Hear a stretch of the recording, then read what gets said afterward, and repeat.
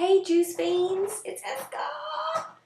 Today is day 8 of the Juice Feast. So I am updating you once again on my video log. Thanks for visiting, thanks for coming along, I really appreciate it. I want to talk to you a little bit today about the mental aspect of juice feasting. So it's been a really interesting journey for me, and I wanted to share some of the insights that I have gained doing this little 10-day juice feast. I know that I'm not at the end of it, but the end is really close. So I wanted to talk a little bit about mental strength and self-control and some of the things that you think that you're going to need for something like this, for a 10-day juice feast, or indeed for any length of time that you're going to do it, whether it's just for one day or 3 months.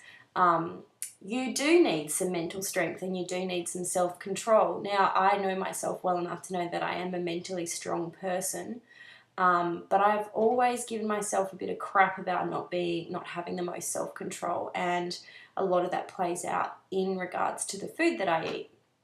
And it is pretty clear to me that I have suffered with a lack of self-control with regards to a lot of the foods that I eat. I like to eat. I really enjoy it.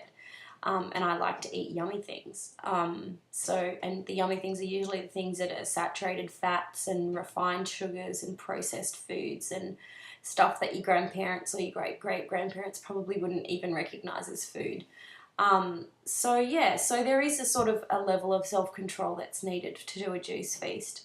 Probably more so than even mixing juice with food, I think, because there's that level of temptation involved. But I want to say that at the end of the day, it's not as hard as you think it was. Now, I know I said this yesterday, but I want to repeat it because it's really important. It's not as hard as you think it's going to be. The thing about it is that you learn something about yourself, and the sense of achievement that comes with it. I know it's only a small thing, but at the end of the day, you've done this thing for yourself, and it's really worth it. The good feelings that you get from doing this are really, really worth it. Not just that sense of peace and clarity that I'm talking about, but that, hey, you know what? I actually did this. This is actually pretty big. I actually lived for 10 days just on the juice that I'm making for myself, and I got all my nutrition, and I'm healthy, and I'm happy, and I feel really good. I did that. That's a really, really rewarding experience. It's fantastic, and it's really worth it. So I guess I wanted to talk about that. I wanted to also talk about how when you're on this juice feast, some of the thoughts that come to your mind about food and what that can teach you about your life and about your relationship with food. Now, it's really, really hard when you're eating food to work out how you're relating to it, because you can't be objective, you can't stand back from it. And that's the important thing that you can get from doing a juice feast, is actually going, I can actually see all of the different thoughts and triggers and habits and customs and cultures and just all of that programming that's up here that's been there for my whole life. I can actually see that really clearly because I'm not participating in it. I'm actually outside of it. And that, I have to say, is an incredibly powerful thing. I experienced the exact same powerful moments when I was transitioning from omnivore to fully vegan, which I did in one step. I didn't transition slowly. I went, right, tomorrow, that's it, no more animal products.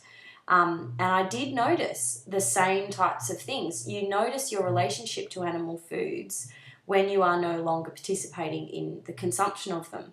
And the same thing has happened with juice. You actually get to analyze your thoughts and the culture that's inside your head with relation to these things. So, I have learnt so much more about the way that I think about food, and that's going to help me in my journey in the future. And that's going to teach me the different things, that the foods that I'm craving, the foods that I'm not craving, when I'm thinking about food, what I'm thinking about food when I'm thinking about it, my habits around food, like so many different things that you can actually see really clearly where, like I got home from driving home from the gym, I'm going to, your thought is triggered, I'm going to have something to eat when I get home. Oh, that's right, I'm on a juice feast, I'm not going to. So you think, well, was that thought about, am I actually hungry, or was it, I'm getting home from somewhere and therefore I need to now go and eat, and that's the next step that I do, is go and make some food. And you can actually step back and go, hang on, am I actually hungry? Okay, yes I am, so I'm now going to make the effort to make a juice. Or no, that was just purely related to the fact that when I walk in my front door, I pretty much always go straight for the fridge. I'm hungry. I think I'm hungry.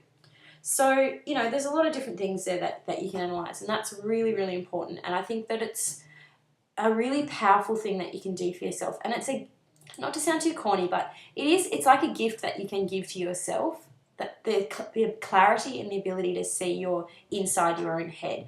It doesn't come along very often. And the capacity to do that without becoming separated from it, without having that objective perspective, it's just about impossible. It's really, really hard. You have to change things up and go and stand on the opposite side of the street so that you can look back and go, oh, that's the house that I'm living in, not I'm living in this house, blah, blah, blah, blah, blah, blah. You have to get out and actually stand outside of it and look back at it. And juice feasting is a really good way to do it. Anyway, that's it for me today. And tomorrow's day 9. It's also market day again. Pretty excited about that. So I'll update you all then, and I'll look forward to seeing you all soon. Bye-bye.